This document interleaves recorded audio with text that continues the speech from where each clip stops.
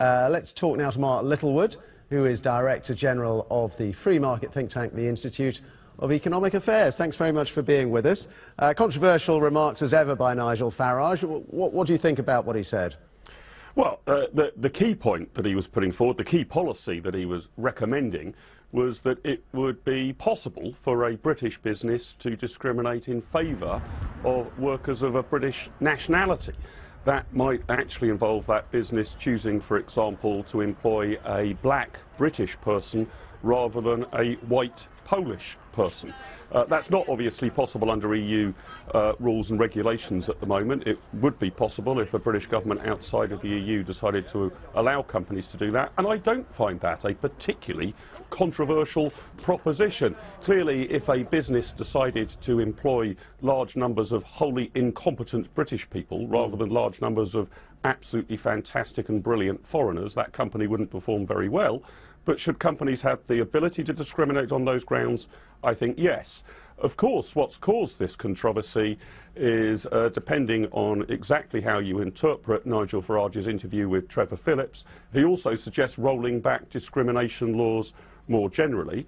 And I think we should be able to have a strong, robust and adult debate about whether equalities legislation in the UK is presently fit for purpose or not, or in fact, as we become a rather more civilised, less racist, less sexist society, do we actually need the sort of laws that were dreamt up for a very different world back in the 1960s? But the argument has been, since he made these comments, that are we a more tolerant, a more civilised society, as you put it, because of those laws? You know, that's the way round that it comes. Yeah, I don't think it does come round that way, actually. I think that culture has changed. I can remember when I was a lad back at school in the 1970s and 1980s, casual racism was commonplace. Actually, you only need to go back and look at some sort of BBC comedies and dramas from the 70s and 80s. They're toe-curling, a good number of them, to look at now. I don't believe that's because the state has brought in a whole range of laws. I think that's because attitudes have become much more liberal and much more cosmopolitan. So were we to ever get to the nirvana of a society in which there is no racism and no sexism at all, presumably we wouldn't need an Equalities Commission and we wouldn't need any rules at all about discrimination. Well, let me ask you that question then. I mean, to what extent is racism, in your view, still a problem in the UK employment market? It's difficult to put a number on it, but considerably less than it was. Considerably less than it was.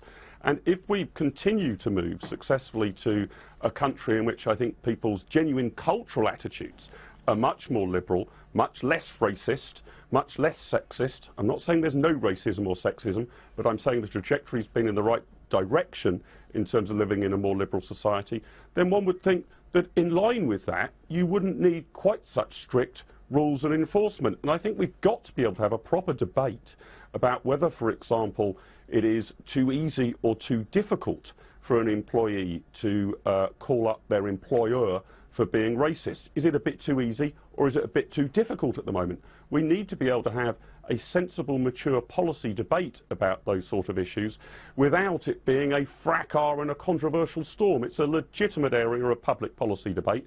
And I'm grateful to Nigel Farage for actually opening up that debate through his comments in this Channel 4 documentary. OK, and you've had your say on that debate, so thank you very much indeed. Thank Mark you. Littlewood, there, Director General of the Institute of Economic Affairs.